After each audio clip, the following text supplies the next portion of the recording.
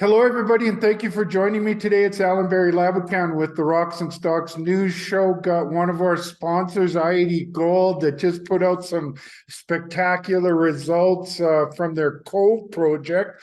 Those include 13 grams per ton of gold over 36 meters, 13 grams over 6 meters.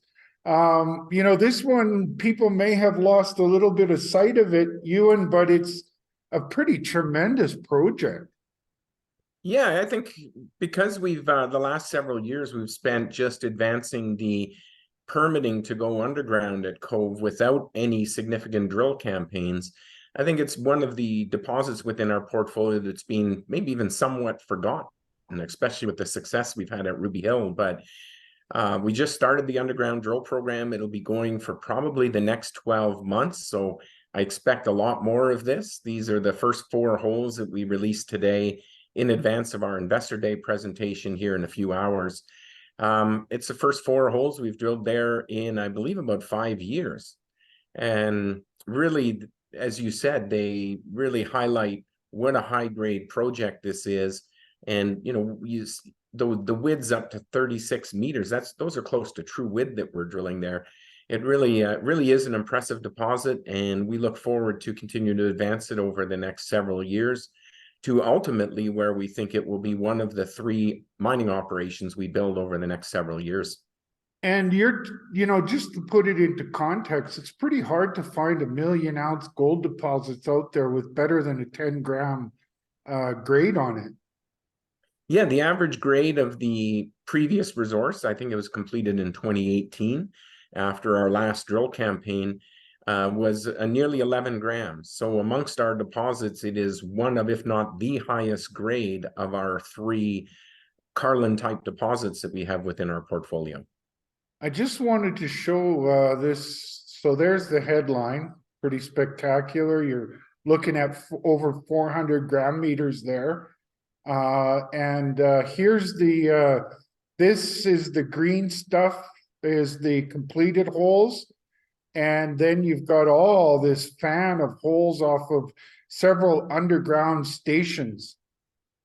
Yes, we've started at the 2 drill bays. As you can see in that image, the decline comes down around the side of the historic Cove pit.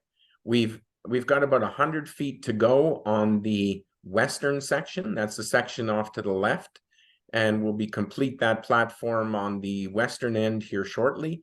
And then we are going to drive the rest of it to the east, which is to the right on this image, and put in the last drill bays there where we'll complete the infill drilling program. So right now we have 1 underground drill going at Cove, but that we will be ramping up to 2 or 3 once the underground development is completed. And it looks wide open in eastern and western directions. I would say it's open to the east, which is to the right. We're looking north in this image. Or looking basically to the north. The deposit strikes northwest, southeast, but to the southeast it's open, but it is cut off to the northwest on the other end. There is a fault out to the north, and we've hit alteration to the west of that fault, but we have hit really nothing of economic significance, but completely open down to the right. The last drill holes in that area were 15 to 40 grams, our last 2 step outs. So we likely will do a bit of drilling from underground in that area to try to extend mineralization. And then it is completely open underneath the pit, about 400 meters to the right, which is to the east of the image here you have on the screen, is what we call the Cove South Deep Zone. It was partially mined from the bottom of the pit, and we believe that represents the extension of the gap deposit that we're drilling. And look at how all those zones are pinching and right together into something quite spectacular. That, I guess you'll start in what's known there, and then the east is still wide open underneath that pit. Yeah, like I said, we plan to do a bit of drilling in that eastern area, probably next year from underground, to see if we can extend it a little bit underneath the pit. But really, the additional extension will require us to go deeper with the decline and move the underground development that direction. You, So you most of can't, the work we're doing right now is just to upgrade our resources to have a significant component of our resources in indicated status so we can complete a feasibility study. can you get at that from the bottom of the pit, or is that not possible? Right now, the pit is half full of water, so Oh, you okay. can't. But ultimately, when we dewater the pit, we should be able to get down at the bottom of the pit to do additional drilling, or we'll just do it from underground. Gotcha. Before I let you go, you and I know you're really swamped because you got your AGM and then an investor presentation after it. By the way, folks, go to i-80's website and you'll find where to go to watch that investor conference. So you'll get a lot more details. But you closed up the deal on the Paycore acquisition. Yeah, very exciting acquisition for our company. The Paycore FAD deposit that they've been drilling, Paycore was having substantial high grade success immediately south of our Ruby Hill property. We're having similar success to finding polymetallic mineralization up at Hilltop. And we just felt that it was for the future success of the project, it was best to bring in the FAD project into our fold because of our advanced stages of permitting, our ability to develop it, and the fact that we have the processing infrastructure immediately to the north. FAD, in my opinion, is the largest of the CRD deposits that have been identified so far in the program that we're doing. So we do expect at the end of this year's program to bring it to 43101 compliant resource as part of our update following the 2023 drill campaigns we have going at multiple projects. And that FAD will be a big component of our increased gold and base metal endowment within our company. Well, I'm a junkie for high grade and I'm a junkie for exploration, Ewan, and this corridor of faulting that starts right near the Bonanza CRD that you've hit with a high grade overprint of gold. It now looks like you've got what, a runway of 3 or 4 kilometers of that network to keep exploring. Yeah, if you look all the way up to the north end of the Blackjack deposit, which occurs immediately below the Ruby Hill pit or the Archimedes pit at Ruby Hill, from there to the south boundary of FAD is actually about 5 kilometers. And so it's a huge area.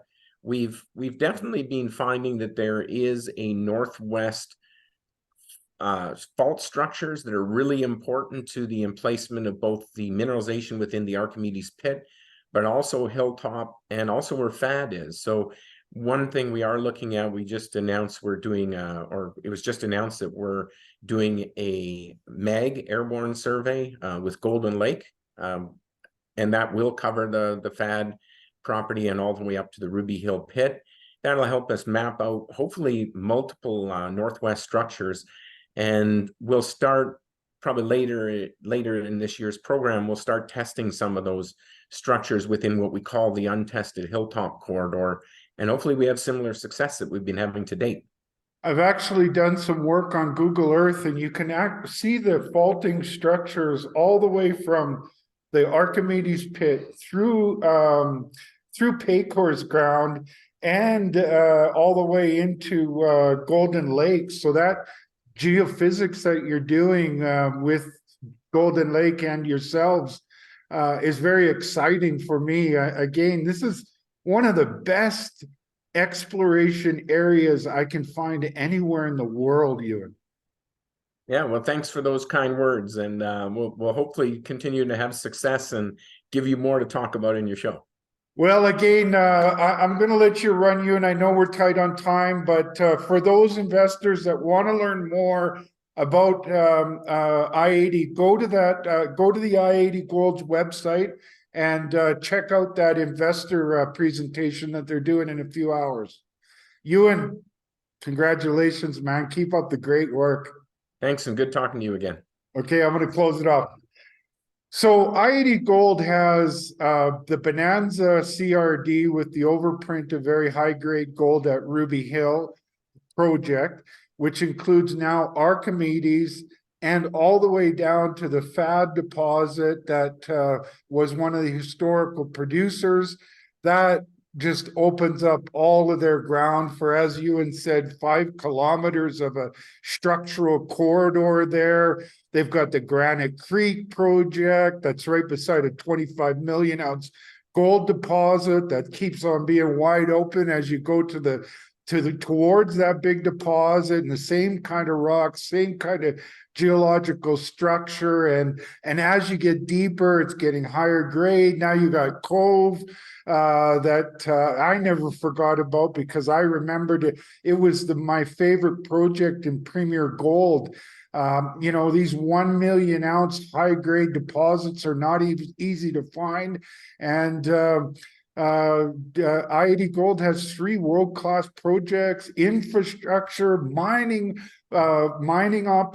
facilities, just a great group of assets. And I think that they far outweigh the current valuation of the company. And I think that this is a $5 billion company or more in the making over the next couple of years. On that note, have a great day, and we'll talk to you soon.